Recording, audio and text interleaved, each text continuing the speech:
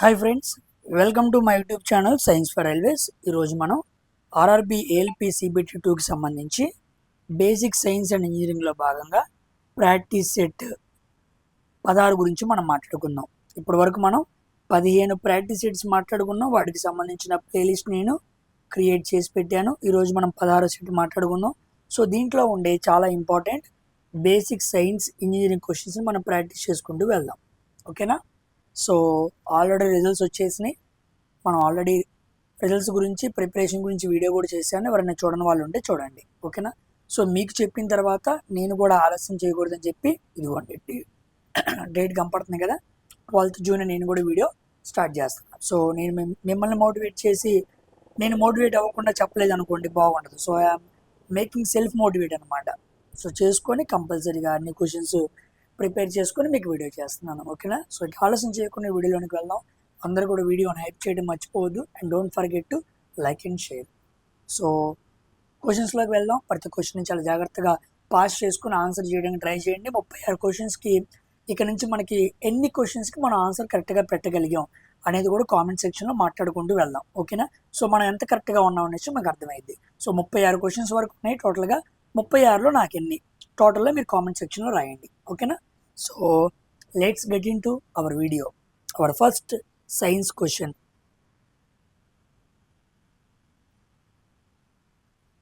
First question చూడండి. A battery consist of 20 cells, each EMF of 1.5 volt and internal resistance 0.2 ohms, connected 5 in series per row and 4 rows in parallel. The EMF at the output terminals of the battery అన్నాడు. 20 battery cells ఉన్నాయంట. ఒక్కోటిది 1.5 volt EMF ఉంది. దానికి internal resistance 0.2 ohms ఉంది. ఇలాగా 5 ఇదిగోండి, ఇలా 5 ఇలా పెట్టాడు. ఇవన్నిటిని కూడా ప్యారలల్గా పెట్టాడు. ఓకేనా? ఇప్పుడు టెర్మినల్ దగ్గర మనం వోల్టేజ్ని చూస్తే ఎంత ఉండిద్ది అన్నాడు.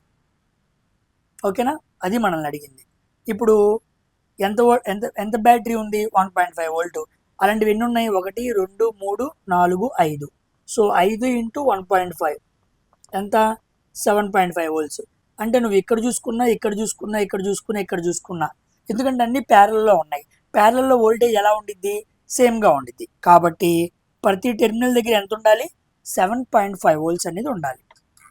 ఓకేనా? సో క్వశ్చన్ చూస్తానికి కాస్త కన్ఫ్యూజన్గా ఉండొచ్చు, but it is a basic question. మనం ప్యారలల్లో వోల్టేజ్ సేమ్, కరెంట్ డిఫరెంట్ అని మాట్లాడుకుంటాం కదా, దాన్నే కాస్త ఒక సెల్ ఇచ్చి కన్ఫ్యూజ్ చేశాడు. ఓకేనమ్మా? ఇది మనకు ఎలక్ట్రిసిటీ నుంచి అడిగాడు. Next second question. The prescribed permissible noise level for commercial area at day time అన్నాడు. పగటిపూట వాణిజ్య ప్రాంతంలో సూచించబడిన అనుమతించదగ్గ ఒక నాయిస్ లెవెల్ ఎంత అన్నాడు. దీనికి మీకు పిక్చర్ తెలియాలి. ఇక్కడ నేను చూపిస్తాను. ఇదిగోండి. సో ఇది ఇండస్ట్రియల్ ఏరియా, ఇది కమర్షియల్ ఏరియా, ఇది రెసిడెన్షియల్ ఏరియా, ఇది సైలెన్స్ జోన్. ఓకేనా? ఇప్పుడు మనల్ని ఏమన్నాడు? ఇండస్ట్రియల్ ఏరియా అన్నాడా, కమర్షియల్ ఏరియా అన్నాడు. కమర్షియల్ ఏరియాలో డే టైం అన్నాడు. డే టైం అంటే ఎంత? 65. నైట్ టైం ఎంత? 55. ఓకేనా? ఇండస్ట్రియల్ ఏరియాలో డే టైం 75, నైట్ టైం 70. రెసిడెన్షియల్లో డే టైము 55, నైట్ టైం 45. 45, 55, 55, 65, 75, 70 గుర్తుపెట్టుకోండి. సైలెన్స్ జోన్ అంటే ఇది అనమాట. కాబట్టి మన కమర్షియల్ ఏరియా డే టైం అడిగాడు కాబట్టి ఆన్సర్ ఏమవ్వాలి? Commercial area day time. So answer is 65. 65 decibels వరకు సౌండ్ క్రియేట్ చేయడానికి అవకాశం ఉంది. దానిపైన ఏమొచ్చినా సరే that will be considered as noise pollution.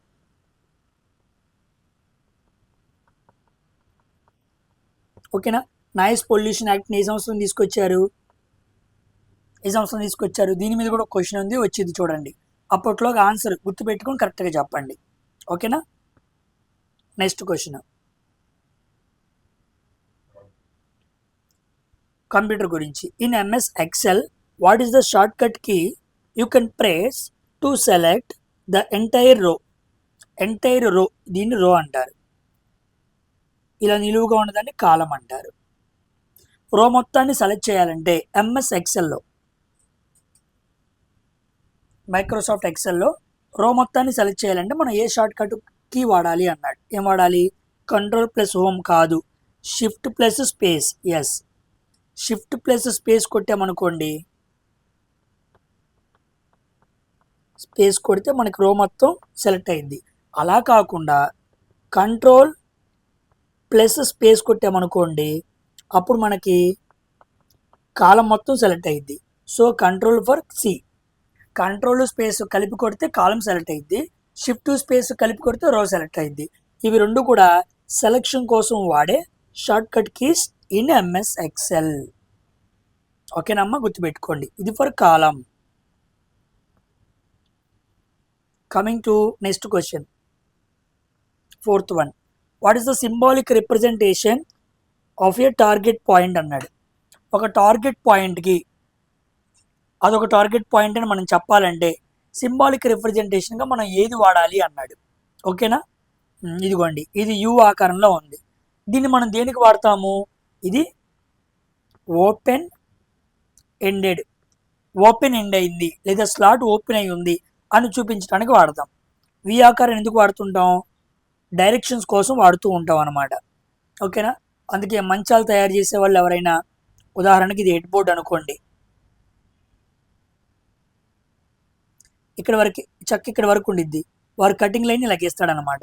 ఎప్పుడైతే లగీసాడో అది కటింగ్ లైన్, నువ్వు దాన్ని తీసుకోకూడదు అంటే డైరెక్షన్ చూపిస్తాడు అనమాట. సో ఆ వి అనేది డైరెక్షన్ తెలియజేస్తుంది. మన ఆన్సర్ ఏమవ్వాలి? ఇంటూ ఇలా గీస్తుంది టార్గెట్ పాయింట్. సో దీన్ని టార్గెట్ పాయింట్ అంటారు. ఓకేనా? సో టార్గెట్ పాయింట్ అంటే మనకి ఇలా ఉండాలన్నమాట. ఇది ఉంది చూసారా, ఒక రెక్టాంగులర్ ఉంది, రెక్టాంగిల్ ఏముంది? ఒక డయాగ్నల్ లైన్ ఉంది. డయాగ్నల్ లైన్ ఉన్న రెక్టాంగిల్ని ఎక్కడ వాడతారు అంటే సామాన్యంగా సెక్షన్ ఏరియాలో వాడుతూ ఉంటారు. సెక్షన్ ఏరియా లేదా గ్లాస్ ప్యానెల్స్ని రిప్రజెంటేషన్ కోసం వాడుతూ ఉంటారు. సో మన ఆన్సర్ ఏమవ్వాలి? C option is the correct answer అనమాట. ఓకేనా? ఈ రిప్రజెంటేషన్ మీద నేను చాలా ఇమేజెస్ చూపించాను. వీటిని లాస్ట్ టైం కూడా CBT 2లో అడిగాడు, 4 షిఫ్ట్లో, గుర్తుపెట్టుకోండి. A magnet is able to attract, ఒక మ్యాగ్నెట్ వేటిని అట్రాక్ట్ చేసిద్ది? ఐరన్, అల్యూమినియం, బ్రాస్ కాదు, ఐరన్ టిన్ కాదు, ఐరన్ కోబాల్ట్ జింక్ కాదు. ఎస్, నికిల్, కోబాల్ట్, స్టీల్, ఈ మూడింటిని కూడా ఏం చేసిద్ది? ఐరన్ అట్రాక్ట్ చేసుకునేది. సామాన్యంగా మ్యాగ్నెట్ అట్రాక్ట్ చేసుకునేది. మ్యాగ్నెట్ ఏమి అట్రాక్ట్ చేసుకునేది? ఐరన్ ఉంది, కోబాల్ట్ ఉంది, నికిల్ ఉంది, స్టీల్ ఉంది. స్టీల్ అనేది ఒక ఎల్లాయ్ అనమాట. ఈ నాలుగిటిని చేసుకునేది. ఇప్పుడు నాలుగిట్లో ఐరన్ పక్కన పెడితే మిగతా 3 ఆప్షన్లో ఉన్నాయి, 4th ఆప్షన్లో ఉన్నాయి. ఓకేనా? కాబట్టి మన ఆన్సర్ 4th ఆప్షన్ అవ్వాలి. ఓకేనమ్మా? Coming to what are the properties of good insulating material. ఒక గుడ్ ఇన్సులేటింగ్ మెటీరియల్ మంచి విద్యుత్తును ఆపేదన్నమాట. ఇన్సులేటింగ్ అంటే ఏంటి? ఇన్సులేటర్ అంటే నో కరెంట్, కరెంట్ని తినకుండా ప్రవహింప చేయదు. పాక్షికంగా ప్రవహింపజేస్తే సెమీ కండక్టర్, ఫుల్గా ప్రవహింపజేస్తే కండక్టర్. కాబట్టి ఇన్సులేటర్ తనకుండా కరెంట్ ప్రవహింప చేయదు. ఓకే, ఎగ్జాంపుల్స్ ఏముంటాయి? రబ్బరు, గాజు, ప్లాస్టిక్, మైకా, ఇలాంటివన్నీ ఏంటి? ఇన్సులేటింగ్ మెటీరియల్స్ అనమాట. ఇప్పుడు వాడు ప్రాపర్టీస్ అడిగాడు. సామాన్యంగా ఇన్సులేటింగ్ మెటీరియల్కి ప్రాపర్టీస్ ఏముంటాయి? లో డైఎలక్ట్రిక్ స్ట్రెంత్ అన్నాడు. లో డైఎలక్ట్రిక్ స్ట్రెంత్ అన్నాడు, తప్పు. లో డైఎలక్ట్రిక్ తప్పు, లో డైఎలక్ట్రిక్ స్ట్రెంత్ తప్పు. ఈ 3 ఆప్షన్స్ కొట్టేయచ్చు. సో ఆన్సర్ ఏంటి? 4th option. నేను ఒక్క పారామీటరే పెట్టుకున్నా, డైఎలక్ట్రిక్ స్ట్రెంత్. ఏంటి సార్ దాని అర్థం ఏంటి? ఏమీ లేదు. ఒక ఇన్సులేటర్ హెవీ వోల్టేజ్ని తీసుకోలేదు, తట్టుకోలేదు. వెంటనే ఏమైతే ఎక్కువ వోల్టేజ్ వస్తే బ్రేక్ డౌన్ అయిపోతుంది. ఎక్కువ వోల్టేజ్ వస్తే బ్రేక్ డౌన్ అయిపోతుంది అని చెప్పడాన్ని హై డైఎలక్ట్రిక్ స్ట్రెంత్ అంటారు. ఇక రెసిస్టివిటీ కూడా ఎలా ఉండిద్ది? High value. సో ఇన్సులేటర్ అంటే రెసిస్టెన్స్ కూడా ఎలా ఉండాలి? చాలా ఎక్కువ ఉండాలి. ఎక్కువ రెసిస్టెన్స్ ఉంటేనే కరెంట్ అసలు ఫ్లో అవ్వదు. ఓకేనా? నెక్స్ట్, లో డిసిపేషన్ ఫ్యాక్టర్. సామాన్యంగా మిషన్స్ అనేవి ఏం చేస్తాయి? వేడి రూపంలో శక్తిని బయటకు విడుదల చేస్తాయి. వేడి రూపంలో శక్తి నష్టం అవుతూ ఉండిద్ది. కానీ ఇన్సులేటర్స్కి అది చాలా తక్కువ ఉండిద్ది అనమాట. ఓకేనా, ఎందుకంటే అవి ఎక్కువ హీట్ ప్రొడ్యూస్ తమలో తాము చేసుకోవు, అందుకని ఎక్కువ హీట్ ప్రొడ్యూస్ చేయవు కాబట్టి బయటకి ఎక్కువ హీట్ని విడుదల చేయవు. So fourth option is the correct answer. These are the properties of insulator. గుర్తుపెట్టుకోండి, high electric strength, high resistivity, low dissipation factor.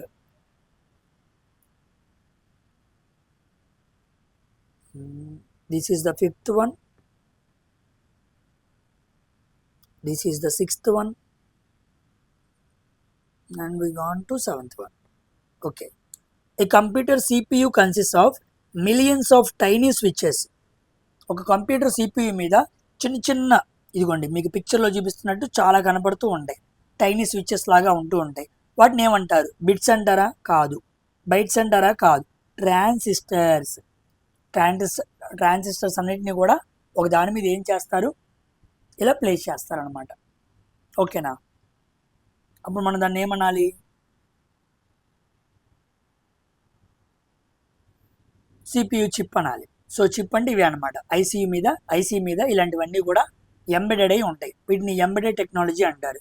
ఎవరైతే ఈసీ చదువుతారో బీటెక్ అయిపోగానే VLSI ఉండిద్ది, వెరీ లార్జ్ స్కేల్ ఇంటిగ్రేషన్. ఓకేనా, ఇలాంటి చోట్ల నానో టెక్నాలజీ వాడి ఒక చిన్న చిప్ మీద వేలాది ట్రాన్సిస్టర్స్ని ప్లేస్ చేస్తారనమాట. ఓకేనా, రిజిస్టర్స్ కూడా కాదు.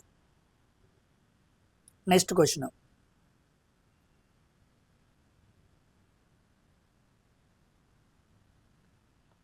Eighth question.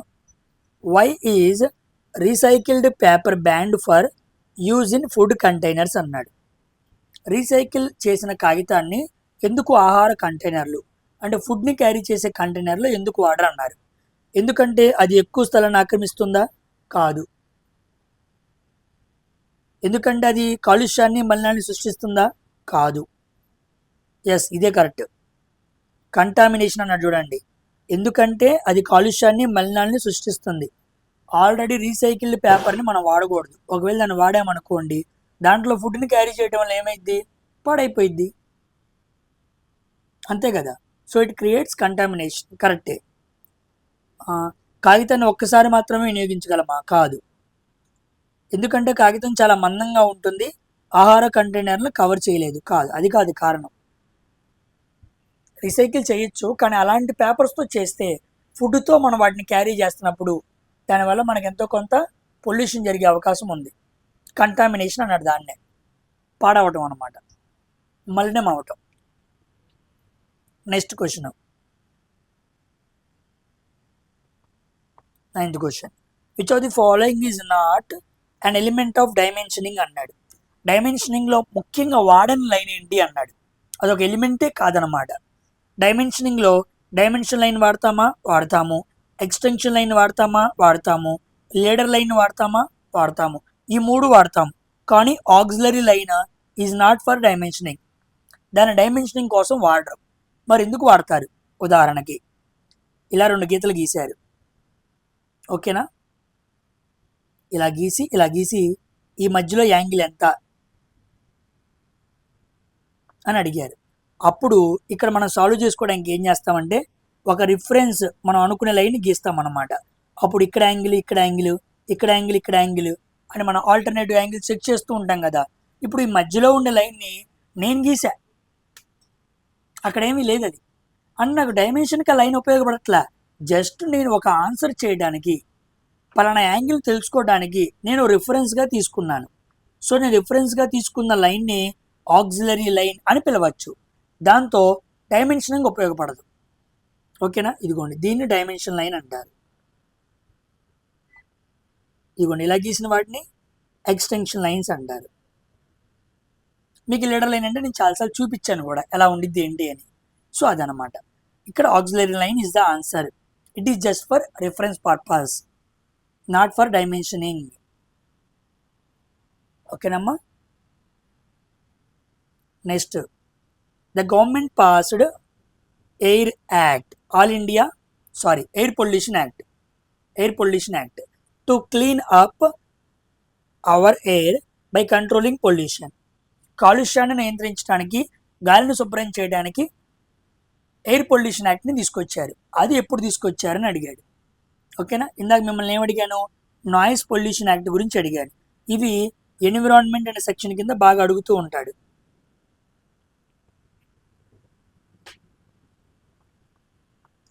ఎన్విరాన్మెంట్ అనే సెక్షన్ కింద బాగా అడుగుతూ ఉంటాడు. ఓకేనా, సో గుర్తుపెట్టుకోండి, ఇక్కడ మీకు కొన్ని యాక్ట్స్ చెబుతాను, గుర్తుపెట్టుకోండి, వెరీ వెరీ ఇంపార్టెంట్. ఆర్డర్లో వద్దాం, బాగా గుర్తుండిద్ది. ఓకేనా, so first Indian forest act.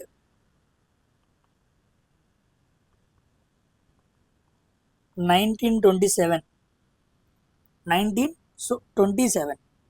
దాని తర్వాత మనం మాట్లాడుకోవాల్సి వస్తే వాటర్ పొల్యూషన్ యాక్ట్ని మాట్లాడుకోవాలి.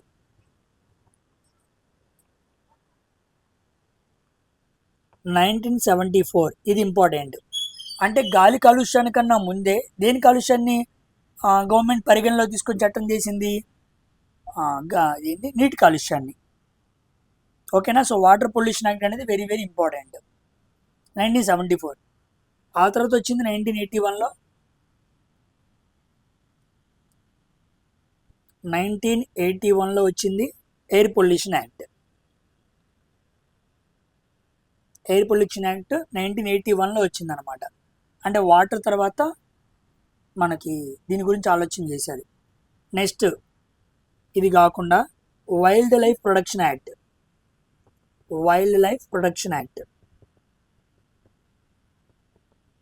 ఇది ఎప్పుడు వచ్చింది, 1972.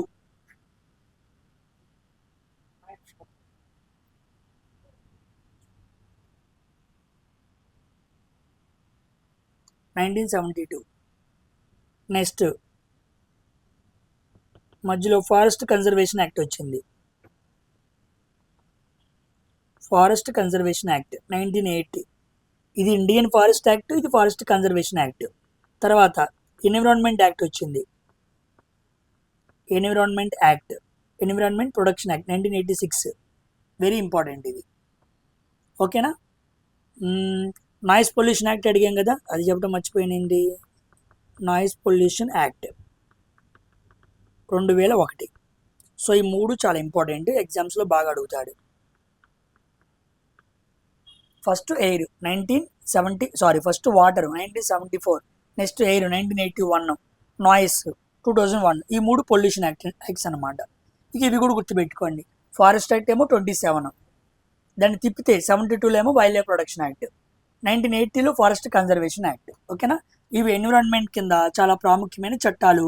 సో ఇవి అడిగే అవకాశం ఉంది. ఇప్పుడు అడిగాడుగా, ఇప్పుడు మన ఆన్సర్ ఏమవ్వాలి, ఎయిర్ అన్నాడు. సో 1981 ఈజ్ ద మన ఆన్సర్.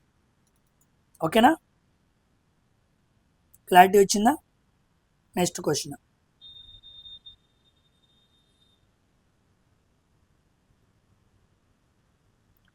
పదకొండో క్వశ్చన్.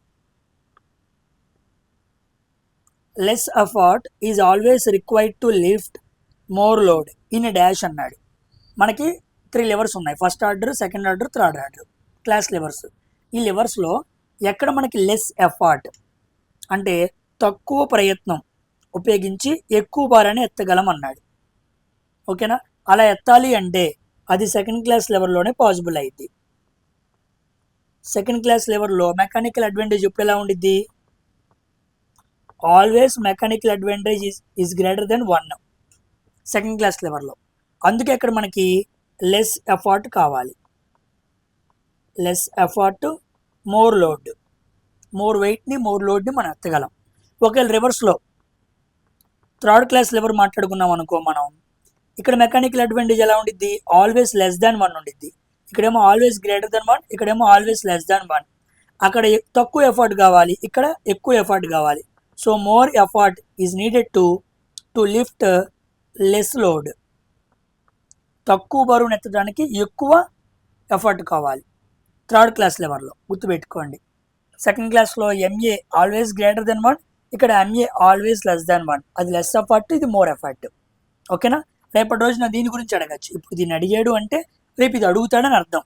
సో మన ఆన్సర్ ఏమవ్వాలి, second class lever, because lever less effort అన్నాడు కాబట్టి. ఓకేనా, ఏదో ఒక పదాన్ని గుర్తుపెట్టుకొని అర్థం చేసుకోండి. మీకైతే కాన్సెప్ట్ కూడా చెప్పాను. ఓకేనమ్మా. కమింగ్ టు 12వ క్వశ్చన్. The body falls freely under the influence of gravity from a height 200 మీటర్లు. 200 మీటర్ల ఎత్తులో ఒక వస్తువు ఉంది. గ్రావిటీ ఆధారంతో అది ఫ్రీగా కిందకి పడుతుంది. స్వేచ్ఛా పతనం అంటారు దాన్ని. Find the time taken for it to reach the ground అన్నాడు. సో మనకి హెచ్ ఇచ్చాడు 900 మీటర్లు, జీ వాల్యూ ఇచ్చాడు 9.8 మీటర్ పర్ సెకండ్ స్క్వేర్. మనల్ని ఏమడిగాడు? టైం అడిగాడు. సో మనం ఈ ప్రాబ్లం కాస్త ఇంకో పేజ్ తీసుకొని సాల్వ్ చేద్దాం.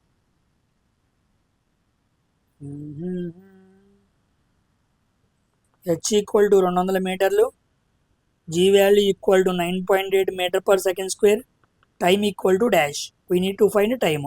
సో మీరు నేను చేసినప్పుడు పాస్ చేసుకుని చేయండి ఎలా చేస్తారు. ఓకేనా? ఇప్పుడు చూడండి, ఒక వస్తువు పైనుంచి కిందకి వేస్తున్నాడు. ఒక వస్తువుని పైనుంచి కిందకి వేస్తున్నప్పుడు ఇనిషియల్ వెలాసిటీ ఎలా ఉండిద్ది? 0 ఉండిద్ది. అవునా కదా? స్వేచ్ఛాపతనంగా పడుతుంది. సో ఇప్పుడు మనం కనుక్కుందాం. మనకి హెచ్ తెలుసు, జీ తెలుసు, యూ తెలుసు. హెచ్ జీ యూ మనకు ఫార్ములా ఏముంది? v² - u² = 2gh. నాకు యు ఉంది, జీ ఉంది, హెచ్ ఉంది. నేను వి కనుక్కోవచ్చా లేదా? కనుక్కున్నాను అనుకోండి. Next v = u + gt. నాకు వి తెలుసు, జీ తెలుసు, యూ తెలుసు. అప్పుడు టీ కనుక్కోవచ్చా లేదా? అంటే 2 ఫార్ములాలు వాడితే తప్ప ఈ క్వశ్చన్కి నేను ఆన్సర్ పెట్టలేను. ఇది క్లారిటీ ముందు మనకు కావాల్సింది. ఇప్పుడు యూ వాల్యూ 0 అన్నాడు, దీన్ని తీసేయండి. ఇప్పుడు v = √2gh. v = √2 అంటే 2, జీ వాల్యూ 9.8, హెచ్ వాల్యూ ఎంత? 200. ఓకేనా? సో 2 × 200 400. సో 400 × 9.8 ఇదన్నమాట కరెక్ట్. సో ఒక పాయింట్కి ఒక 0 తీసేద్దాం. 4 9 360, 4 8 32. సో √3920 వచ్చింది వి వాల్యూ. సో ఎక్కడుంది ఇది? రూట్ వచ్చింది. సో 60² ఎంత? 3600. 61 ఎంత? 3601. 6 1 6, 6 12, 3721. ఇది కాదు. 62 చూద్దాం. 36 4 4 2 4, 6 12, 12 24, 3844. ఎస్, 62 ఆన్సర్ అవ్వాలి. So v = 62. రూట్ ఎగ్జాక్ట్గా వేయట్లేదు. ఓకేనా? ఎగ్జాక్ట్గా వేయకుండా వేస్తున్నాను అనమాట. సో ఆ వస్తువు నేలను గుద్దుకునే లోపు దాని ఫైనల్ వెలాసిటీ ఎంత? 62 మీటర్ పర్ సెకండ్. ఓకేనా? ఏం లేదు, 3960 వచ్చింది. 3600 ఎంత? 60² మనం మాట్లాడుకుంటాం కదా, అది అన్నమాట. దాని దగ్గరలో ఎక్కడుందో చూసుకోవడం. ఇప్పుడు మనకేం తెలుసు? వి వాల్యూ కూడా వచ్చేసింది. మనకేం కావాలి? టీ వాల్యూ కావాలి. So v - u/g = t. v అంటే ఎంత? 62. u అంటే ఎంత? 0. g వాల్యూ ఎంత? 9.8. 10 తీసుకుందాం. కొట్టేస్తే ఎంత వచ్చింది? 6.2 వచ్చింది. సో 6.2 ఏడుంది? ఇది కాదు. అవునా కాదా? ఇది కాదు, ఇది కాదు. 6.4 అవ్వాలి, ఎందుకంటే అప్రాక్సిమేషన్ వేసాం కదా, అందుకని. కింద డినామినేషన్లో 9.8 అయితే 10 వేసావు అంటే డినామినేషన్లో ఎక్కువ వేసావు. అప్పుడు వచ్చే వాల్యూ ఏమవ్వాలి? కాస్త తేడా రావాలి కదా, అదే వచ్చింది. ఓకేనా? So 6.4 is the correct answer అన్నమాట. ఇలా సాల్వ్ చేయాలి. మంచి question. Next, which are the following best describes and intranet అన్నాడు. ఇంట్రానెట్ మనం చాలాసార్లు మాట్లాడుకున్నాం ఇంటర్నెట్ గురించి. దాని గురించి స్టేట్మెంట్ లాగా ఇచ్చాడు కాబట్టి యాడ్ చేశాను, ఇంపార్టెంట్గా ఉండిద్దిలే అని. ఇంట్రానెట్ అంటే ఏంటి? ఇంటర్నెట్ అంటే సామాన్యంగా ఒక ఇంటర్నల్ ఆర్గనైజేషన్ వాడుకుంటూ ఉంటారనమాట. ఒక మాటలో చెప్పాలంటే ఇది ఒక ప్రైవేట్ నెట్వర్క్. రకరకాల ఆర్గనైజేషన్స్ వాళ్ళకి కావాల్సినంత వరకు ఏర్పాటు చేసుకుంటూ ఉంటారు. సో పీర్ టు పీర్ నెట్వర్కా? కాదు. గ్లోబల్ నెట్వర్కా? కాదు. గ్లోబల్ నెట్వర్క్ అంటే మనకి ఏం రావాలి? ఇంటర్నెట్ రావాలి. ఇంటర్నెట్ని గ్లోబల్ నెట్వర్క్ అంటారు. గవర్నమెంట్ ఆర్గనైజేషన్స్ ఓన్లీ మాట్లాడుకునే కాదు. ఎస్, ఇది a private network used within the organisation for internal communication. ఒక సంస్థలో అంతర్గత కమ్యూనికేషన్ కోసం ఉపయోగించే నెట్వర్క్నే మనం ఏమని పిలవాలి? ఇంట్రానెట్ అని పిలవాలి. ఓకేనమ్మా. Next question. A machine part is viewed from three orthogonal perspectives, front, top, side. A rectangle is seen in the side view, a circle is seen in the top view and another rectangle in the front view. ఒక ఒక ఒక ఆబ్జెక్ట్ని చూశారంట. ఆబ్జెక్ట్ని orthogonal వ్యూలో చూసినప్పుడు జాగ్రత్తగా చూడండి, rectangle కనపడింది. ఇప్పుడు side వ్యూలో సర్కిల్ కనపడింది, టాప్ వ్యూలో, మళ్ళీ ఫ్రంట్ వ్యూలో కూడా రెక్టాంగులర్ కనపడింది. అలా కనపడితే అది ఏమవ్వాలన్నాడు? స్క్వేర్ పిరమిడ్ అవ్వాలా? కాదు. ఆన్సర్ ఏమవ్వాలి? సిలిండర్ అవ్వాలి. సిలిండర్ ఎలా ఉండిద్ది? ఇలా ఉండిద్ది అనమాట. సిలిండర్ టాప్ వ్యూ చూసామనుకోండి, మనకి సర్కిల్ కనపడిద్ది. ఇలా ఫ్రంట్ వ్యూ చూసామనుకోండి, మనకి ఏం కనపడిద్ది? రెక్టాంగిల్ కనపడిద్ది. ఇదిగోండి, ఇదేగా రెక్టాంగులర్, ఇలా కనపడిద్ది అనమాట. సైడ్ వ్యూలో కూడా మనకి ఏం కనపడిద్ది? రెక్టాంగులరే కనపడిద్ది. సో సిలిండర్ని ఆర్థోగనల్ వ్యూలో మనం 3 డైమెన్షన్లో చూసినప్పుడు top circle, front and side views rectangular కనపడిద్ది అనమాట. ఓకేనా? వెరీ వెరీ ఇంపార్టెంట్, గుర్తుపెట్టుకోండి. అదే ఒకవేళ క్యూబ్ని చూసామనుకోండి, ఫ్రంట్ వ్యూలో ఏం కనపడిద్ది? క్యూబ్లో స్క్వేర్ కనపడిద్ది. అదే ఒక కోన్ని చూసామనుకోండి, ఏం కనపడిద్ది? ట్రయాంగులర్ కనపడిద్ది. ఆ ట్రయాంగిల్ కూడా ఏంటి? Isosceles triangle. ఓకేనా? సమద్విబాహు, 2 సైడ్స్ ఈక్వల్గా ఉంటాయి. 3 ఈక్వల్ ఉంటే ఈక్విలేటరు, 3 వేరుగా ఉంటే స్కేలీను, 2 ఈక్వల్గా ఉంటే 1 వేరుగా ఉంటే ఐసోస్లెస్. కాబట్టి ఈ 2 ఈక్వల్గా ఉంటాయి, ఇది వేరుగా ఉండిద్ది. కాబట్టి ఇది మనకి క్యూబ్ని చూసినప్పుడు, కోన్ని చూసినప్పుడు కనపడిద్ది అనమాట. ఓకేనా? ఇవన్నీ కూడా నేను 3 డైమెన్షన్లో క్లియర్గా మీకు చెప్పాను. డ్రాయింగ్లో ఉన్న వాళ్ళకి ఐడియా ఉండిద్ది. ఓకేనమ్మా. So answer is cylinder. Next question.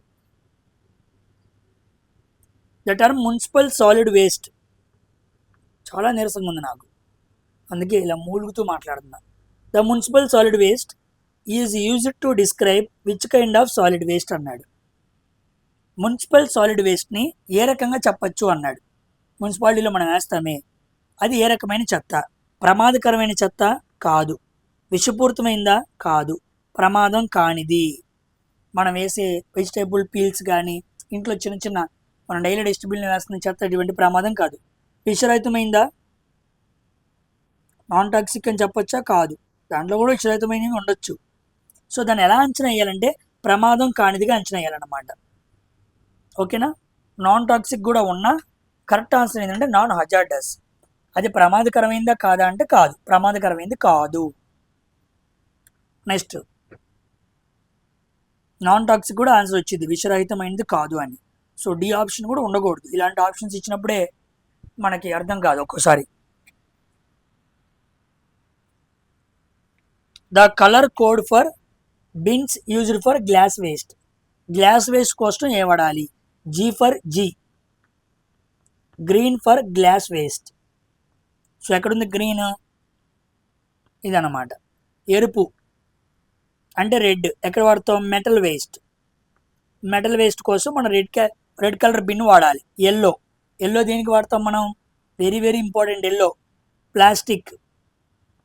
Plastic waste కోసం మనం ఎల్లో వాడాలి. బ్లూ దేనికి వాడతాం మనం? Paper waste. సో పేపర్ వేస్ట్కి బ్లూ, ప్లాస్టిక్ వేస్ట్కి ఎల్లో, రెడ్ వేస్ట్కి, మెటల్ వేస్ట్కి రెడ్, గ్లాస్ వేస్ట్కి గ్రీన్. ఓకేనా? మరి ఫుడ్ వేస్ట్కి బ్లాక్ కలర్ బిన్. ఓకేనా? బ్లాక్ కలర్ బిన్ గుర్తుపెట్టుకోండి, డస్ట్బిన్ అన్నమాట.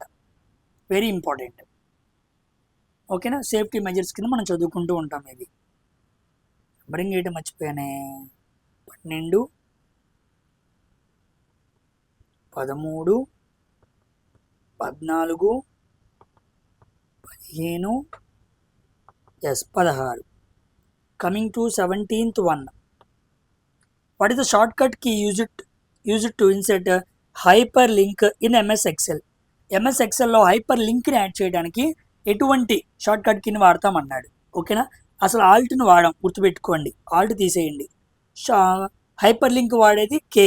So control K, control plus K కొడితే హైపర్ లింక్ క్రియేట్ అవుతుంది అనమాట. అక్కడ మనం ఏమైనా ప్రెస్ చేస్తే మనకి వేరే పేజ్కి తీసుకెళ్తుంది అనమాట హైపర్ లింక్స్. ఓకేనా, so control plus K in MS Excel. వాడు ఎలా ఎక్కడ అడుగుతున్నాడో చూడండి, ఈ పాయింట్ ఇంపార్టెంట్. ఎక్సెల్ అడుగుతున్నాడా, మైక్రోసాఫ్ట్ ఎడ్జ్లో అడుగుతున్నాడా, పవర్ పాయింట్లో అడుగుతున్నాడా, ఓకేనా, వార్డ్లో అడుగుతున్నాడా, అవి మనం గమనించాలండి. అవి లేకుండా చెప్పేస్తే రాంగ్ అయింది. షార్ట్ కట్ కీస్ మారుతూ ఉంటాయి. The thermal conductivity of solid metals, ఉష్ణోగ్రత విత్ రైజ్ ఇన్ టెంపరేచర్ అన్నాడు. ఉష్ణోగ్రతని పెంచితే ఘనలోహాల ఉష్ణ వాహకత ఏమైంది అన్నాడు. థర్మల్ కండక్టివిటీ ఏమైంది అన్నాడు. చూడండి, ఇంక్రీజ్ అయిద్దా, మెటల్స్ అన్నాడు. సో టెంపరేచర్ పెంచితే మెటల్స్కి ఏమైద్ది, డిక్రీజ్ అయ్యిద్ది. థర్మల్ కండక్టివిటీ మనం కే అనే లెటర్తో చూపిస్తాం.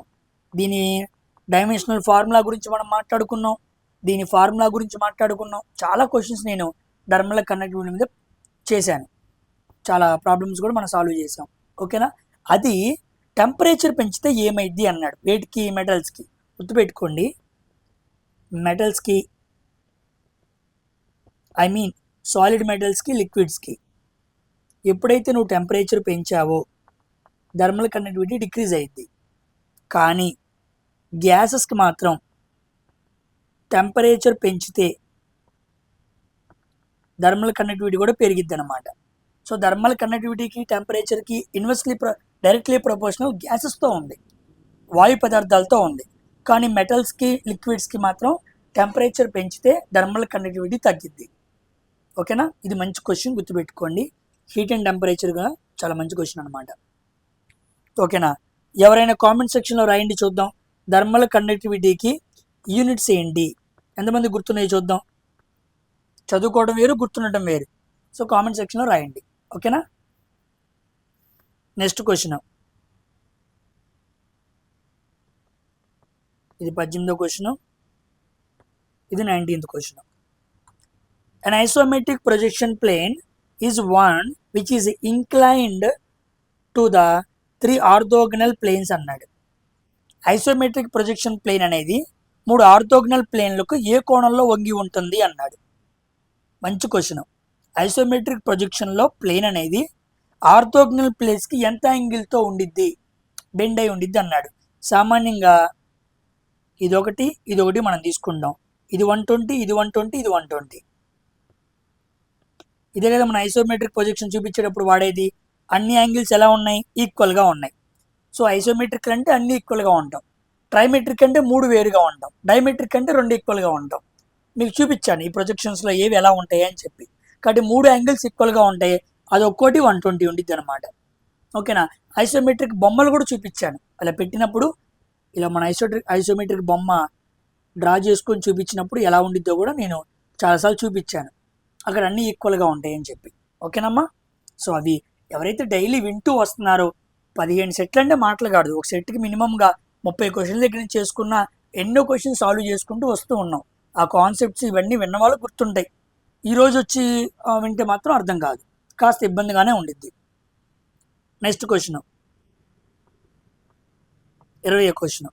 The exact value of representation fraction on isometric scale అన్నాడు. ఐసోమెట్రిక్ స్కేల్లో రిప్రజెంటేటివ్ ఫ్రాక్షన్ని వాల్యూ ఎంత అన్నాడు. చూడండి, ఎగ్జాక్ట్ వాల్యూ అడిగాడు. ఎక్కడ, ఐసోమెట్రిక్ స్కేల్లో. ఇదిగోండి, ఇలా మనం చూసామనుకోండి, ఇది ట్రూ స్కేల్, ట్రూ లైన్ అనమాట. ఇది ఐసోమెట్రిక్ లెంత్ అనమాట. ఓకేనా, దీనికి ఫార్ములా ఏంటి అంటే representation fraction equal to length of the object drawing, length of the object on drawing. Drawing మీద ఒక ఆబ్జెక్ట్, ఒక డ్రాయింగ్ గీసావు, ఆ డ్రాయింగ్ గీసిన ఆబ్జెక్ట్ ఒక length by actual length, actual length of the object. దీనికి ఫార్ములా ఏంటంటే వాడు ఇచ్చిన యాంగిల్ తీసుకొని కాస్ థీటా తీసుకోవాలన్నమాట. ఉదాహరణకి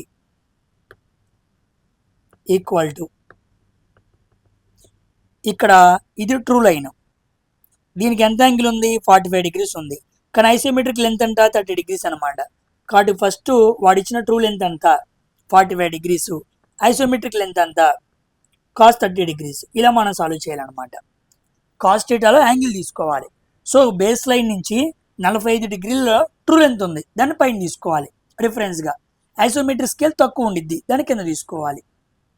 సో 1/√2/√3/2 పైకి వెళ్ళింది అనుకోండి 1/√2 2/√3 ఇంటూ √2 ఇంటూ √2 చేద్దాం. అప్పుడు 2√2 ఇంటూ √2 2 ఇంటూ √3 అయింది. ఇది కొట్టేసాం అనుకోండి √2/3 వచ్చింది. అంతేనా కదా? దాన్ని ఎలా రాసుకోవచ్చు? 2/3 హోల్ పవర్ 1/2.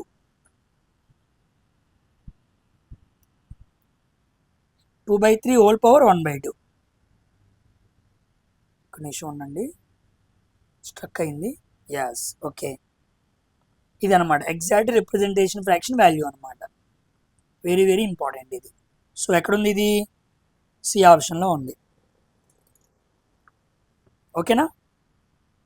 మంచి క్వశ్చన్ అనమాట. Next 21. Ice blocks are covered with sawdust because అన్నాడు. సామాన్యంగా మనం బయట ఐస్ కొనడానికి వెళ్తాం, ఎప్పుడైనా రస్నా కానీ శ్రీరామనవమికి ఏమైనా చేసినప్పుడు ఐస్ కొని నీట్గా కడిగి మనం వేస్తాం. ఐస్ని తీసుకొచ్చేటప్పుడు వాళ్ళు ఏం చేస్తారు? పొట్టు ఉండిద్ది కదా, రంప పొట్టు, దాన్ని వేసి తీసుకొస్తూ ఉంటారు. ఎందుకు ఆ రంప పొట్టు వేయడం వల్ల ఐస్ కరగకుండా ఉండిద్ది అని అడిగాడు. అంటే రంప పొట్టుతో ఐస్ని ఎందుకు స్టోర్ చేస్తున్నాం? ఎందుకంటే ఐస్ కరగకుండా ఉండాలని. ఎందుకు అది కప్పుతో ఐస్ కరగట్లేదు చూద్దాం. రంప పొట్టు మంచు ఉష్ణోగ్రతను తగ్గిస్తుందా? కాదు. నన్ ఆఫ్ ది ఇవ్సా? సరే చూద్దాం, అది కూడా అయి ఉండొచ్చు. The sawdust absorbs excess water from the ఐసా? కాదు. రంప పొట్టు ఐస్ నుంచి వచ్చే ఎక్కువ వాటర్ని పీల్చుకునిద్దంట? కాదు. The sawdust together with the air trapped with in it acts as a heat insulator. ఇది కరెక్ట్. రంపపు పొట్టు మరియు దానిలో బంధించబడిన గాలి. నువ్వు ఎప్పుడైతే ఐస్ని రంప పొట్టుతో మొత్తం వేసేస్తావో ఈ రంప పొట్టు ఒక ఇన్సులేటర్గా పనిచేసి హీట్ని ఆపేసిద్ది, ఉష్ణబంధకంగా పనిచేసిద్ది. బయట వేడి మంచుకు చేరదు. ఎందుకు? రంప పొట్టు హీట్ ఇన్సులేటర్గా పనిచేసి హీట్ని ఆపేసిందిగా. బయట నుంచి హీట్ వెళ్తేనే కదా ఐస్ కరిగేది, అందుకే ఐస్ కరగదు. సో ఇదే కరెక్ట్, ఇది కూడా రాంగే. ఓకేనా? మనకు తెలిసిన విషయమే, కానీ ఎగ్జాక్ట్గా ఆన్సర్ తెలియాలి. రంపపు పొట్టు acting as a sawdust is acting as a heat insulator. It prevents the heat outside from getting into the ice and melting it. దాన్ని కరగకుండా ఆపేస్తుంది. ఓకేనా? నెక్స్ట్ క్వశ్చను 22వ క్వశ్చన్. when a point is above horizontal plane and behind vertical plane అన్నాడు. Okay, above horizontal plane అన్నాడు. Horizontal ప్లేన్కి above ఉందంటే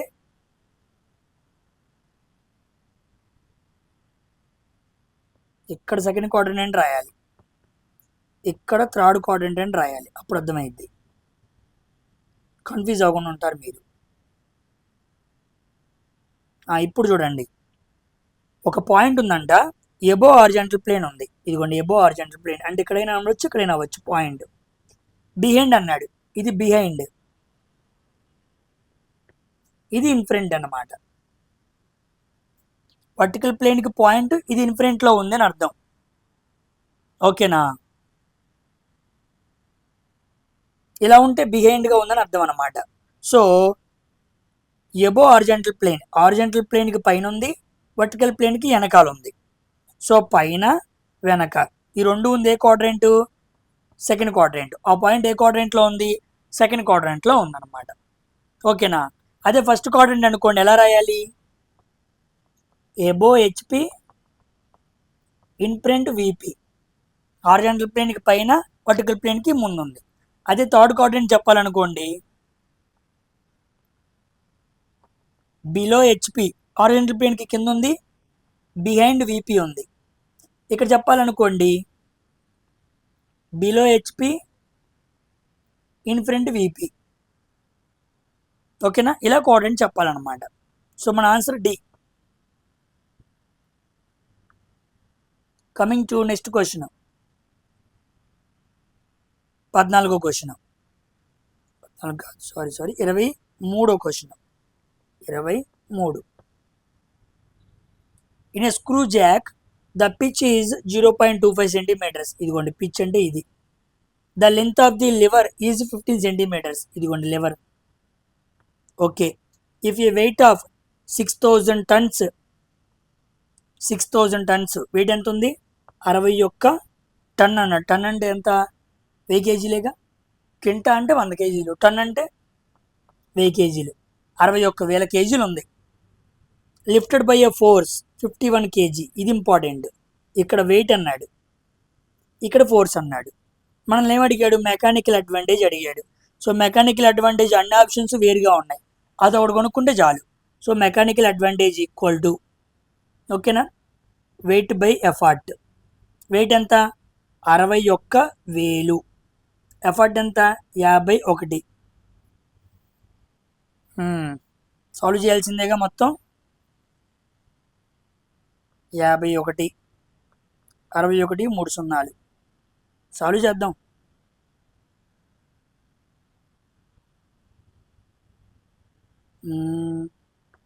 చాలా క్యాలిక్యులేషన్ వస్తుందిగా. సో చిన్న లాజిక్ చేద్దాం. మీ క్వశ్చన్ తెలుసా? క్యాలిక్యులేషన్స్ ఎలా చేయాలో చూద్దా చూడండి. ఇక్కడ సింపుల్గా ఇది 61,000, అవునా కాదా? వద్దులే, ఎస్టిమేషన్ అని సింపుల్గా మార్చుకుంటే సరిపోయిద్దేమోగా. 61,000 అని ఉంది ఏడా. కింద 51 బదులు 50 తీసుకుందాం. ఇది కొట్టేద్దాం. 5 1 61, 2 సున్నాలు. 5 12, 60, 1 మిగిలిద్ది. 0, 5 2, 122 వస్తుంది. సో 120కి దగ్గరలో ఏముంది? 117 ఉంది. ఇదే ఆన్సర్ అవ్వాలి. మీరు ఎగ్జాక్ట్గా సాల్వ్ చేయండి, వస్తుంది. ఓకేనా. So A option is the correct answer అన్నమాట. ఓకేనా, సింపుల్గా కూడా చేయొచ్చు. ఎలాగంటే 61,000 వేసాం కదా, కింద 51 వేసాం. 5 12 వస్తుంది ఇది. ఓకేనా, 5 120,000, 51 120,000, 61,000 వస్తుంది కదా. ఇప్పుడు ఫ్రాక్షన్ రాసుకోవాలి. 1/120 ఫ్రాక్షన్ రాసుకోవాలి. ఇక్కడ ఎంత తేడా ఉంది? అలా మనం చేసుకోవచ్చు అనమాట. సో డివిజన్ గురించి ఐడియా ఉన్న వాళ్ళకి వచ్చింది. అది అంత అక్కర్లేదులే. ఇది మనం కాంపౌండ్ ఇంట్రెస్ట్ అలాంటి వాటిలో కింద డెసిమల్స్ బాగా డిఫరెంట్గా ఇచ్చినప్పుడు డినామినేటర్లో కానీ న్యూమినేటర్స్లో కానీ అప్పుడు వాడుకుంటే సరిపోయింది. ఓకేనా. So next question, which are the following, number ఎంత? 24. Which are the following exhibits biomagnification అన్నాడు. చాలాసార్లు మాట్లాడాను. బయోమాగ్నిఫికేషన్ అంటే ఇది ట్రాపిక్ లెవెల్స్. కింద నుంచి పైకి వెళ్తున్నప్పుడు ట్రాపిక్స్ లెవెల్స్లో ఏమవుతుంది అంటే టాక్సిసిటీ పెరిగిపోతూ ఉండిద్ది. సామాన్యంగా మనకి ఇక్కడ పంట పొలాలు వాటి మీద బతికే కొన్ని జీవులు ఉంటాయి. ఎప్పుడైతే ఇక్కడ మనం పెస్టిసైడ్స్, ఇన్సెక్టిసైడ్స్ వేస్తామో ఇవి తీసుకున్న వీటిని తిన్న వీటికి ట్రాన్స్ఫర్ చేస్తుంది, వాటి ద్వారా వీటికి ట్రాన్స్ఫర్ అవుతుంది. ఇలాగా పెస్టిసైడ్స్ ద్వారా కొన్ని కెమికల్స్ కానీ టాక్సిక్ మెటీరియల్స్ కానీ ఏమవుతున్నాయి? పైకి వెళ్ళే కొద్దీ పెరుగుతూ ఉన్నాయి. So the biomagnification is increasing, going from down to up top, from bottom to top వెళ్తున్నప్పుడు పెరుగుతుంది. వాటికి కారణం ఏంటి అంటే పెస్టిసైడ్స్, ఇన్సెక్టిసైడ్స్. కాబట్టి SO2 కాదు, మెర్క్యూరీ, DDT ఇలాంటివి చాలా ప్రాముఖ్యం అన్నమాట. ఇలాంటివి కింద నుంచి పైకి పెరుగుతూ ఉన్నాయి అన్నమాట. ఓకేనా. So both 2 and 3 is the correct answer అన్నమాట. వీటిని జాగ్రత్తగా చూసుకోవాలి, ఇలాంటివి కలవకుండా చూసుకోవాలి. ఫుడ్ మెటీరియల్స్లో మనం మాట్లాడుకుంటాం కదా, జపాన్లో మినిమేటా అని. చేపలు తాగే చేపలు ఉండే ప్రాంతంలో మెర్క్యూరీలు వాటర్లో కలిసింది. సో ఆ మెర్క్యూరీ ఏమైంది? చేపలకు వెళ్ళిపోయింది. ఆ చేపలు మనుషులు తింటే మనుషులకు వచ్చింది. చూసారా, బయోమాగ్నిఫికేషన్లో ఏమైపోయింది? ఒక జీవి మీద ఇంకో జీవి ఆధారపడుతున్నప్పుడు ఈ టాక్సిక్ లెవెల్స్ అనేవి ట్రాన్స్ఫర్ అవుతాయి. కాబట్టి స్టార్టింగ్లోనే వీటిని ఆపేయాలి. ఓకేనా, అదనమాట అర్థం. ఒక నిమిషం వాటర్ తాగుతున్నా.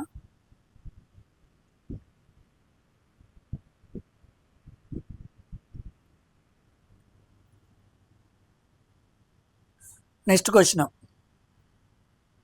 ఎవరో పిల్లలు ఎవరో అబ్బాయి వీడియో వింటున్నప్పుడు, సరే వీడియో మాట్లాడుతున్నప్పుడు ఐస్ క్రీమ్ తినడం మానేయండి అంటున్నాడు. ఓకేనా, అలా గుట్టకల సౌండ్ వస్తే నేను ఐస్ క్రీమ్ తింటున్నా అనుకుంటున్నారేమో. నా జీవితానికి ఐస్ క్రీమ్ తినే యోగ్యం, కూలింగ్ వాటర్ తినే యోగ్యం లేదు. ఆ రెండు తిన్నానంటే వారం రోజులు గొంతు పని చేయదు. మీకు ఎక్కడికి వెళ్ళినా సరే మామూలు వాటర్ తాగటమే. వాటర్ తాగుతున్నప్పుడు మీకు ఇలా సౌండ్ వస్తుంది అంతే. ఓకేనా. Next question, if an octagon is circumscribed around the perimeter of a circle. ఒక సర్కిల్ ఉంది, సర్కిల్ బయట, సర్కమ్స్క్రైబ్డ్ అంటే బయట వైపు అని అర్థం, ఇన్స్క్రైబ్డ్ అంటే లోపల వైపు. సర్కిల్ చుట్టూ ఏమొచ్చిందంట, ఆక్టగాన్ వచ్చిందంట, అష్టభుజి. ఒక వృత్తం యొక్క చుట్టుకొలత చుట్టూ ఒక అష్టభుజి పరివేష్టించబడితే, సర్కమ్స్క్రైబ్డ్ చేయబడితే ఏది సత్యం అన్నాడు. చూద్దాం. The diameter of the circle is equal to across the corners అన్నాడు. తప్పు. ఇదిగోండి, డయామీటర్ అనేది అక్రాస్ ద కార్నర్స్ అన్నాడు. ఇదొక కార్నర్, ఇదొక కార్నర్. మనం ఇలా గీత గీసాం అనుకుందాం, దీని డయామీటర్ అన్నాం అనుకోండి, తప్పు అయిపోయింది. ఎందుకు? జాగ్రత్తగా చూడండి. ఇక్కడ ఈ ఏరియా, ఇక్కడ ఈ ఏరియా ఏమైంది, మిస్ అయిపోయిందా లేదా? అవ్వకూడదు కదా. నువ్వు ఆక్టగాన్లో ఉన్న లైన్స్ని కలిపినప్పుడు మధ్యలో ఎటువంటి ఏరియా మిస్ అవ్వకూడదు, షేడెడ్ ఏరియా ఉండకూడదు. కానీ ఇక్కడ వచ్చింది చూసారా, సో కరెక్ట్ కాదు. Next, the radius of the circle is equal to across the flats అన్నాడు. రేడియస్ అనకూడదు. The diameter of the circle is equal to across the flats అన్నాడు. ఇది కరెక్ట్. ఓకేనా. ఇప్పుడు మీకు చూపిస్తాను. ఇదిగోండి, ఇది ఫ్లాట్, అక్రాస్ ద ఫ్లాట్స్ అంటే ఇది. దీన్ని అక్రాస్ ద కార్నర్స్ అనాలి, కానీ దీన్ని అక్రాస్ ద ఫ్లాట్స్ అనాలి. ఇప్పుడు చూడండి, ఇక్కడ నుంచి ఇక్కడ లైన్ గీసాను, మధ్యలో ఏమైనా స్పేస్ ఏమైనా పోయిందా, ఏమైనా ప్రాంతం మనం కౌంట్ చేయకుండా ఏమైనా పోయిందా? కాదు కదా. దీన్ని మనం డయామీటర్ అనాలి. మంచి క్వశ్చన్ అనమాట. ఇలా మీకు నెక్స్ట్ ఎగ్జగాన్లు, ఆక్టగాన్లు, పెంటగాన్లు ఏమైనా ఇవ్వచ్చు. మీరు ఇలా ఆలోచన చేయాలి. ఒకటి అక్రాస్ ద కార్నర్స్ ఉండిద్ది, ఇంకోటి అక్రాస్ ద ఫ్లాట్స్ ఉండిద్ది. వాడు చెప్పింది చెప్పినట్టు చేయండి. సర్కమ్స్క్రైబ్ అని అనుకోండి, సర్కిల్ గీసి బయట అడిచిన పెంటగాన్ గీసుకోండి. అప్పుడు ఫుల్ డయామీటర్ ఎక్కడ కవర్ అవుతుందో చెప్పండి. సో రేడియస్ అనే పదమే తప్పు. డయామీటర్ ఎప్పుడు కూడా అక్రాస్ ద ఫ్లాట్స్, ఫ్లాట్గా ఉన్న ఏరియాల మధ్య డిస్టెన్స్ని తీసుకుంటే చక్కగా డయామీటర్ వస్తుంది. ఓకేనమ్మా, మంచి క్వశ్చన్ ఇది డ్రాయింగ్ నుంచి. నెక్స్ట్ 26వ క్వశ్చన్, జాగ్రత్తగా చూడండి. Copies of the printed A3 drawings, printed A3 drawings గురించి మాట్లాడుతున్నాడు. Are to be kept in a cabinet, ఒక క్యాబినెట్లో పెట్టాలి. The width of the border lines should be అన్నాడు. ఓకేనా, width of the border lines అనేది ఎంత ఉండాలి అన్నాడు. సామాన్యంగా ఇక్కడ మీరు గమనించాల్సిన విషయం ఏంటంటే, చూడండి, ఇక్కడ 10 ఉంది, ఇక్కడ 10 ఉంది, ఇక్కడ 10 ఉంది. నువ్వు టాప్ కానీ రైట్ కానీ బాటమ్ కానీ చూసినప్పుడు ఎప్పుడు కూడా బార్డరు 10 ఉండిద్ది. కానీ లెఫ్ట్ వైపు చూసినప్పుడు మాత్రం 20 ఉండిద్ది. ఎందుకు అంటే లెఫ్ట్ వైపు మనం ఏం చేస్తాం, పేపర్స్ని ఒక ఫైల్ దాంట్లో పెట్టి ఇలా 2 హోల్స్తో చేస్తాం కదా, ఆ గ్యాప్ కవర్ అవడానికి ఎప్పుడు కూడా లెఫ్ట్ 20 mm ఉండిద్ది. ఇది నేను నార్మల్గా చెప్పాను. ఓకేనా, ఇది కన్సిడరేషన్ పెట్టుకోండి. లెఫ్ట్ వైపు ఒక 10 mm ఎందుకు ఎక్కువ ఉండిద్ది అంటే, ఇదిగోండి అలా మనం పిన్స్ కొట్టి అటాచ్మెంట్ చేస్తాం కాబట్టి. ఓకేనా. కానీ ఇప్పుడు క్వశ్చన్ రండి, క్వశ్చన్లో చూడండి, A0 and A1, A0 A1 అనే షీట్స్కి మినిమం విడ్త్ 20 mm ఉండిద్ది అనమాట. ఇవి కాకుండా రిమైనింగ్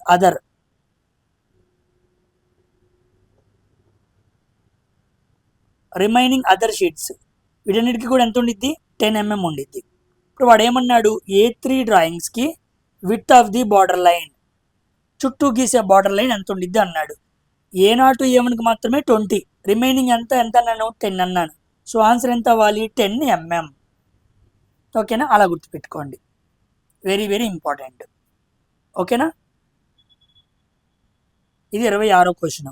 నెక్స్ట్ నేను వేసే నెంబరింగే చూడండి. 27వ question. The resistivity of a material of wire having resistance 0.7 ohms, length is 1 meter and diameter is 0.2 mm. Okay, ఏం కనుక్కోమన్నాడు? ద రెసిస్టివిటీ కనుక్కోమన్నాడు, అంటే రో వాల్యూ కనుక్కోమన్నాడు. ఓకేనా? సో గట్టి వాల్యూస్ ఉన్నాయి కాబట్టి ఇంకో పేజ్ తీసుకొని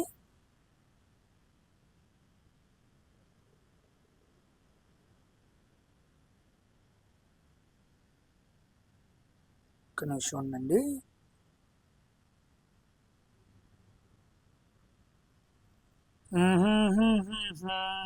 ఇక్కడ సాల్వ్ చేద్దాం.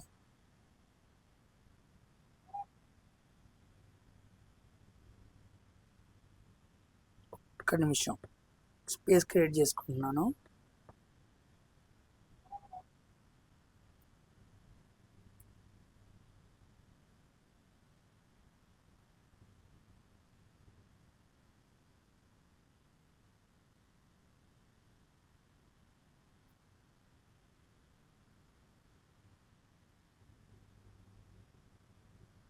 జాగ్రత్త చూడండి.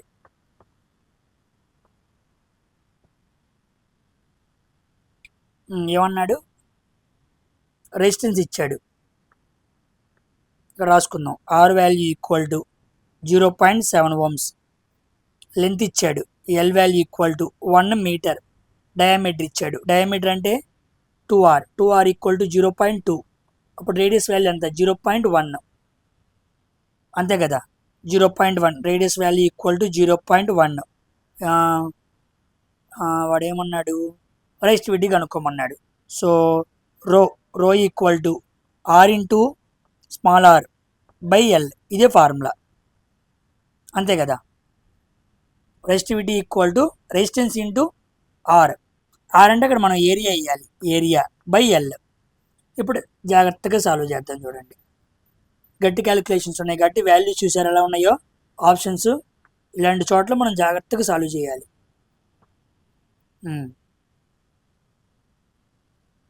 Resistivity equal to R into A by L. Resistivity equal to R అంటే ఎంత? 0.7. ఏరియా అంటే ఎంత? Pi R square. Pi R square. Pi అంటే 22/7. పై రాశాను. ఆర్ స్క్వేర్ అన్నాడు. ఆర్ స్క్వేర్ అంటే ఎంత? 0.1 mm. ఓకేనా? 0.1. 0.1 అంటే ఎంత రాసుకోవచ్చు? R equal to 1/10. So 1/10 into 1/10. R square రాసేసాను. Pi R square. అంతే కదా, పై ఆర్ స్క్వేర్. అయితే ఇది మిల్లీమీటర్లో ఉంది. మిల్లీమీటర్లో ఉన్నదాన్ని మనం దేంట్లో మార్చాలి? మీటర్స్లోకి మార్చాలి. అంటే మిల్లీమీటర్ నుంచి సెంటీమీటర్లోకి మార్చాలి. ఓకేనా? సో మిల్లీమీటర్ నుంచి సెంటీమీటర్లోకి మారిస్తే ఏం చేయాలి? బై 10 చేయాలి.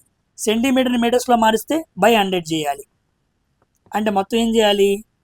1000 చేయాలి. అవునా కాదా?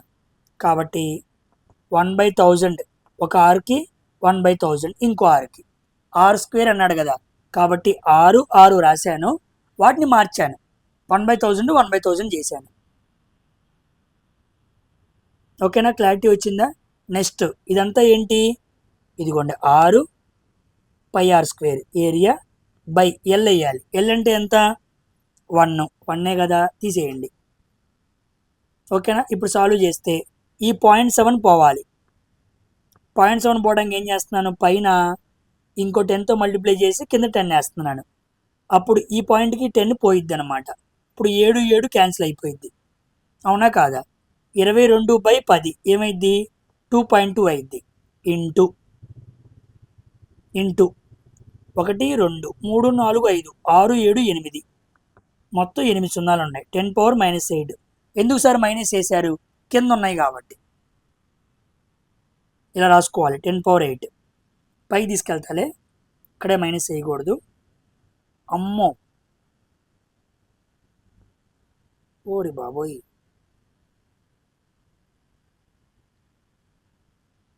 Two 2.2 into 10⁸. కింద 8 సున్నాలు ఉన్నాయి కాబట్టి 8 వేసాను. ఇప్పుడు పైకి తీసుకెళ్ళాను అనుకోండి, 2.2 ఇంటూ 10⁻⁸ అనమాట. ఎక్కడుంది? 2.2 ఇంటూ 10⁻⁸. ఇది కాదు, ఇది కాదు, ఇది కాదు. Yes, first option. ఓకేనా, first option is the correct answer. ఇలా మనం సాల్వ్ చేయాలి. ఇక్కడ కథ అంతా ఎక్కడ ఉందంటే ఆర్ దగ్గర నువ్వు ఏరియాని కరెక్ట్గా తీసుకోవాలి. నెక్స్ట్ మిల్లీమీటర్లో ఉన్న దాన్ని నువ్వు మీటర్స్లో మార్చుకోవాలి, ఎందుకంటే నీకు లెంత్ మీటర్లో ఇచ్చాడు కాబట్టి. కన్వర్షన్, యూనిట్స్ కన్వర్షన్ మీద మంచి గ్రిప్ ఉండాలి, అప్పుడు మాత్రమే మీరు చేయగలరు. ఓకేనా, ఎక్కడో చదువుకున్న యూనిట్స్ అండ్ డైమెన్షన్స్ లెక్క కూడా నీకు ఇక్కడ ఎలక్ట్రిసిటీలో లెక్క సాల్వ్ చేయాలంటే ఉపయోగపడుతుంది. చూసుకోండి, క్లారిటీ రావాలి. ఓకేనమ్మా. Next, which of the following statements about carbon monoxide is true అన్నాడు. కార్బన్ మోనాక్సైడ్ గురించి ఏది కరెక్ట్ అన్నాడు. It is a result of incomplete combustion of fossil fuels అన్నాడు. కరెక్టే, సరిగ్గా మండనప్పుడు ఫాజిల్ ఫ్యూయల్స్ కార్బన్ డైఆక్సైడ్ వస్తుంది, కంప్లీట్గా మండితే CO2 వస్తుంది. సో కరెక్టే. It is a foul smelling glass అన్నాడు. ఇది తప్పు, అసలు దానికి స్మెల్లే ఉండదు. It is ఓడర్లెస్. CO2కి రెండింటికి కూడా స్మెల్ ఉండదు, ఓడర్లెస్ అన్నమాట. It is harmless to human beings అన్నాడు. ఇది తప్పే, అది మానవులకి హానికరం కాదా, అది హానికరం. కార్బన్ మోనాక్సైడ్ మన బాడీలో మనం పీల్చుకున్నప్పుడు వెళ్ళి హిమోగ్లోబిన్తో కలిసి కార్బాక్సీ హిమోగ్లోబిన్గా మారి మన లంగ్స్కి దెబ్బతీస్తాయి, కాబట్టి ఇది కూడా రాంగే. సో కరెక్ట్ ఏంటి అన్నాడు కాబట్టి second option is the correct answer. CO2కి స్మెల్ ఉండదు, గుర్తుపెట్టుకోండి, వెరీ ఇంపార్టెంట్ అమ్మా. Next question, for which purpose India's fastest and first multi petaflops supercomputer Pratyush used అన్నాడు. భారతదేశంలో అత్యంత వేగమైన మరియు మొదటి మల్టీ మెటాఫ్లాప్స్ సూపర్ కంప్యూటర్ ప్రత్యూష్ని ఎందుకోసం తయారు చేశారని అడిగాడు. ఫార్మాస్యూటికల్ అభివృద్ధి కాదు, భూకంప డేటా విశ్లేషణ కాదు, సైంటిఫిక్ డేటా ప్రాసెసింగ్ కాదు, సో వెదర్ ఫార్కాస్టింగ్ కోసం వాడారు. సామాన్యంగా ఈ నాలుగు ఇచ్చిన అప్లికేషన్లో కూడా సూపర్ కంప్యూటర్ని వాడతారు. భూకంప డేటా, సైంటిఫిక్ డేటా, ఫార్మాస్యూటికల్ అభివృద్ధికి వాడతారు. కానీ ఫస్ట్ ఈ రెండు పదాలు గుర్తుపెట్టుకోండి, ఫస్ట్ మెటాఫ్లాప్స్. ఓకేనా, ఫ్లాప్స్ అనేది ఏంటి, సూపర్ కంప్యూటర్ స్పీడ్ని మెజర్ చేయడానికి వాడతాడు. ఫ్లోటింగ్ ఆపరేషన్స్ పర్ సెకండ్, నేను చాలాసార్లు చెప్పాను కూడా దాని అబ్రివేషన్. ఓకేనా, సో దానికి సంబంధించిన ప్రత్యూషను మాత్రం వెదర్ ఫోర్కాస్టింగ్ మాత్రమే వాడతారు. కాబట్టి first option is the correct answer అనమాట. అదే నార్మల్ కంప్యూటర్ అనుకోండి, మనం స్పీడ్ని MIPSలో కొలుస్తాం, million instructions per second, normal computer, general computer. అదే సూపర్ కంప్యూటర్ అనుకోండి, flops, floating operations per second. ఓకేనా, సో ప్రత్యూష్ అనే పేరు గుర్తుపెట్టుకోండి, very important. Coming to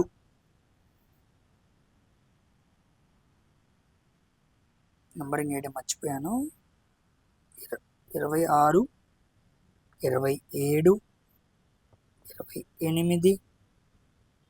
29, 30. So the following is more environmentally friendly అన్నాడు. పర్యావరణానికి మరింత అనుకూలమైనది ఏంటి అన్నాడు. ఓకేనా, చూద్దాం. బర్నింగ్ ఆఫ్ డీజిల్, ఇది ప్రమాదం. సల్ఫర్ డైఆక్సైడ్ ఇలాంటి చాలా పొల్యూషన్స్ వస్తూ ఉంటాయి. బర్నింగ్ ఆఫ్ వుడ్, ఇది ప్రమాదమే. బర్నింగ్ ఆఫ్ కోల్, ఇది ఇంకా ప్రమాదం. సో బెటర్ ఏంటి, బర్నింగ్ ఆఫ్ చార్కోల్ని మండించడం కొంతవరకు మంచిదన్నమాట. ఓకేనా, కొంతవరకు ఎందుకు మంచిది అంటే అది లెస్ స్మోక్. ఓకేనా, లెస్ ఫ్లేమ్ మీద అది మండిద్ది, అందులోనూ లెస్ స్మోక్ అనేది బయటికి రిలీజ్ చేస్తూ ఉండిద్ది, అందువల్ల అది మంచిది అనమాట. సామాన్యంగా బర్నింగ్ ఆఫ్ కోల్ అనేది ఏంటంటే న్యాచురల్గా అనమాట, న్యాచురల్గా దొరికిన బొగ్గును మండించడం. చార్కోల్ అంటే అలా కాదు, మనమే తయారు చేయడం, మ్యాన్ మేడ్ కోల్ అంటారు. ఓకేనా, ఒక చెక్కని తీసుకొని మనకు కావాల్సినట్టుగా వేడి చేసుకొని ఎంతవరకు కావాలో అంతవరకే మండించుకోవడానికి మనం ఏమంటాం, చార్కోల్ అంటాం. సో కోలు చార్కోల్ రెండు కూడా ఒకదానికి సంబంధించినవే, కానీ కోల్ అనేది న్యాచురల్గా ఉండిద్ది, charcoal is a man made. ఓకేనా, సో అది తక్కువ స్మోకు, తక్కువ ఫ్లేమ్తో మండిద్ది కాబట్టి కాస్త ఎన్విరాన్మెంట్కి అది మిగతావి చేసే అంత హాని చేయట్లా. Next 31. So the following green house gas is not included under Kyoto protocol మంచి క్వశ్చన్. క్యోటో ప్రోటోకాల్ కింద ఏ గ్రీన్ హౌస్ గ్యాసెస్ తెలుసు కదా, వాతావరణ టెంపరేచర్ని పెంచడానికి కారణమవుతున్న గ్యాసెస్ క్యోటో ప్రోటోకాల్ కింద ఏమీ లేవు అన్నాడు, ఏది చేర్చబడలేదు అన్నాడు. సామాన్యంగా క్యోటో ప్రోటోకాల్ మనకి 1997లో జరిగింది. క్యోటో అనేది మనకి జపాన్లో ఉంటుంది అనమాట. సో జపాన్లో ఒక సిటీలో క్యోటోలో ఒక ప్రోటోకాల్ జరిగింది, దాన్నే క్యోటో ప్రోటోకాల్ అంటారు. 1997 దీన్ని నిర్వహించింది ఆర్గనైజేషన్ ఏంటి అంటే UNFCCC, United nations framework convention on climate change. United nations framework convention on climate change. ఇది 1992లో స్థాపించారు. వెరీ వెరీ ఇంపార్టెంట్ ఇది. ఓకేనా, మనం మాట్లాడుకునే ఎర్త్ సమ్మిట్, రియో సమ్మిట్ అలాంటివన్నీ కూడా అక్కడి నుంచి స్టార్ట్ అయినాయి. 1992 year is the very very important year in the section of environment. Environment ప్రకారంగా కొన్ని ఆలోచనలు, కొన్ని ఆర్గనైజేషన్స్ స్థాపన, ప్యారిస్ ఇలాంటి సమ్మిట్స్ అన్నిటికీ కూడా ఆ ఇయర్ చాలా ఇంపార్టెంట్. ఓకేనా, అక్కడ ఆలోచన చేసుకుని 1997తో ఈ క్యోటో ప్రోటోకాల్ని నిర్వహించారు. ఇక్కడ మనకి 6 గ్రీన్ హౌస్ గ్యాసెస్ ఉంటాయి, గుర్తుపెట్టుకోండి. వెరీ వెరీ ఇంపార్టెంట్ ఇవి, ఎగ్జామ్స్లో అడుగుతాడు. ఒకటి CO2, ఒకటి CH4 methane, nitrous oxide, హైడ్రోఫ్లోరోకార్బన్స్, sulphur hexafluoride SF6, sulphur hexafluoride 1 2 3 4 5 6, మొత్తం ఎన్ని ఉన్నాయి? 6. ఈ 6 దేనికి ఉన్నాయి? క్యోటో ప్రోటోకాల్లో వీటిని గ్రీన్ హౌస్ గ్యాసెస్గా గుర్తించారు. అయితే CO2 కాదు, CH4 కాదు, N2O కాదు. వాడేమన్నాడు? నాట్ అన్నాడు కదా. సో ఓజోన్ని ఎలా గుర్తించలేదు? గ్రీన్ హౌస్ గ్యాస్గా గుర్తించలేదు. ఓకేనా, గుర్తుపెట్టుకోండి. అవి కూడా గ్రీన్ హౌస్ గ్యాసెస్, కానీ ఆ సమయంలో గుర్తించలేదు. ఇదిగోండి, carbon monoxide, O3, water vapour, ఈ 3 కూడా గ్రీన్ హౌస్ గ్యాసెస్ కిందకే వస్తాయి. కానీ వాటిని క్యోటో ప్రోటోకాల్లో గుర్తించలేదు. గుర్తించనిది అడిగాడు కాబట్టి మన ఆన్సర్ O3 అయింది. ఓకేనమ్మా, మంచి క్వశ్చన్. నెక్స్ట్, ఈ ప్రోటోకాల్స్ అని కూడా నేను ఎన్విరాన్మెంట్ అనే సెక్షన్లో క్లియర్గా చెప్పాను. ఎన్విరాన్మెంట్ విన్న పిల్లలకు అర్థమైంది. 32వ question.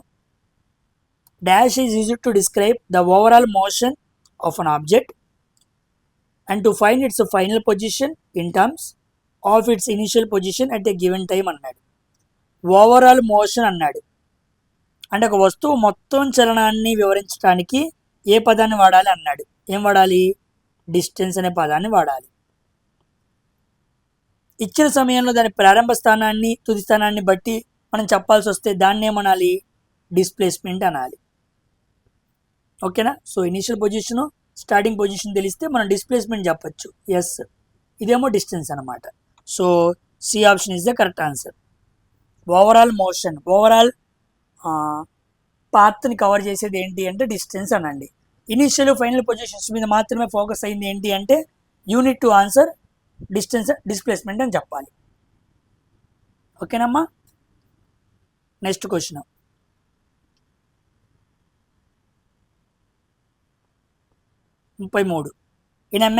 In MS Excel how to use format painter multiple times అన్నాడు. ఫార్మెట్ పెయింటర్ని మల్టిపుల్ టైమ్స్ ఎలా వాడాలి? ఎక్కడ? MS Excelలో హోమ్ సెక్షన్లో మనకి ఫార్మెట్ పెయింటర్ ఉండిద్ది. దీన్ని ఎక్కువ సార్లు, బహుళ సార్లు వాడాలంటే ఏం చేయాలన్నాడు. బై క్లిక్కింగ్ ఆన్ లాక్ కాదు, లాక్ క్లిక్ చేస్తే దాన్ని వాడలేం. బై డబుల్ క్లిక్కింగ్, ఇది కరెక్ట్. 2 సార్లు క్లిక్ చేయడం ద్వారా నువ్వు ఎక్కువ సార్లు వాడచ్చు. కాబట్టి ఇది కాదు, ఇది కాదు. You need to click that option double time, then you can use it in multiple times. ఓకేనమ్మా, కమింగ్ టు 34వ క్వశ్చన్. మైక్రోసాఫ్ట్ వర్డ్ 2016 ప్రకారం what happens when we press the keyboard shortcut? Keyboard shortcut Ctrl+E, ఇదిగోండి Ctrl+E, ఈ 2 నొక్కితే ఏమైంది అన్నాడు. ఏమైద్ది? పిక్చర్లో చూపిస్తున్నట్టు సెంటర్ అలైన్ అయింది. మనం రాసిన డేటా మొత్తం సెంటర్కి వచ్చి అలైన్ అయింది అనమాట. సో ఇది కాదు, సి ఆప్షన్. ఎంచుకున్న టెక్స్ట్ సెంటర్కి అలైన్ అవుతుంది. ఓకేనా, సో కంట్రోల్ ఎల్ వాడితే లెఫ్ట్ అలైన్, కంట్రోల్ రైట్ వాడితే రైట్ అలైన్, ఆర్ వాడితే. కానీ కంట్రోల్ ఈ ఆడాలి. చాలామంది సి వాడతారు, కాదు. కంట్రోల్ సి అంటే కాపీకి, కంట్రోల్ ఈ అంటే సెంటర్ అలైన్మెంట్కి. ఓకేనమ్మా. 35వ క్వశ్చన్, 34గా, yes. 35th question and this is the final question. చూద్దాం. The standard for lettering on technical drawing. Technical డ్రాయింగ్లో వాడే లెటరింగ్కి కొన్ని స్టాండర్డ్స్ ఉంటాయి. భారతదేశం అనుసరించాల్సిన డ్రాయింగ్లోని అక్షరాలకి కొన్ని ప్రమాణాలు ఉంటాయి. ఆ ప్రమాణాలు ఏంటి అన్నాడు. SP6 2003 కాదు, 1989 కాదు, 2001. 9609 ఇండియన్ స్టాండర్డ్స్ 9609 2001 అనే స్టాండర్డ్స్ ప్రకారం టెక్నికల్ డ్రాయింగ్స్లో మన లెటరింగ్ వాడుతున్నాం. ఆ లెటరింగ్ మీద నెక్స్ట్ షిఫ్ట్లో, నెక్స్ట్ ప్రాక్టీస్ షీట్లో కొన్ని క్వశ్చన్స్ యాడ్ చేస్తాను. Roman lettering, Gothic lettering, italic lettering, ఇవేంటి, వీటి డైమెన్షన్స్ ఏంటి, ఓకేనా, ఇలాంటి వాటి మీద కొన్ని క్వశ్చన్స్ ఫ్రేమ్ చేసి నెక్స్ట్ ప్రాక్టీస్ సెట్ 17లో తీసుకొస్తాను. ఇక్కడతో 16వ ప్రాక్టీస్ సెట్ అయితే కంప్లీట్గా ఫినిష్ అయింది. ఓకేనా. సో టోటల్ 35 క్వశ్చన్లు. 35 క్వశ్చన్లకు మీరు ఎన్ని పెట్టగలిగారు అనేది కామెంట్ సెక్షన్లో రాయండి. ఓకేనా. దాన్ని బట్టే నువ్వు ఎంతవరకు బీఎస్సీ ప్రిపరేషన్లో ఉన్నావు, ఎంతవరకు ఫైనల్ ఎగ్జామ్స్లో ఆన్సర్ చేయగలన్న విషయం నీకు ఇక్కడే కొంతవరకు అర్థం అయిపోయిద్ది. నువ్వు ఏ సెక్షన్స్లో వీక్గా ఉన్నావో వాటిని ఈ నెల రోజుల్లో డెవలప్ చేసుకోవడానికి ట్రై చేయి. ఓకేనా. సో ఇక్కడితో వీడియో ఫినిష్ చేస్తున్నాను. సో అందరూ కూడా వీడియోని హైప్ చేయడం మర్చిపోవద్దు. And don't forget to like and share. Next వీడియోలో కలుద్దాం. బాయ్.